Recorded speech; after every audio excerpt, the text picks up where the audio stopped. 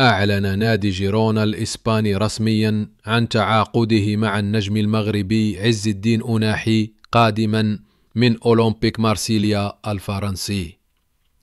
اللاعب وقع عقدا طويل الأمد يمتد حتى يونيو 2030 في صفقة بلغت قيمتها حوالي 6 ملايين يورو، مع استفادة مارسيليا من نسبة مئوية عند أي انتقال مستقبلي. أناحي الذي برز بشكل لافت مع المنتخب المغربي في كأس العالم 2022 اختار جيرونا لعدة أسباب، أبرزها مشاركته في دور أبطال أوروبا الموسم المقبل، ما يمنحه فرصة للتألق أمام أندية كبرى.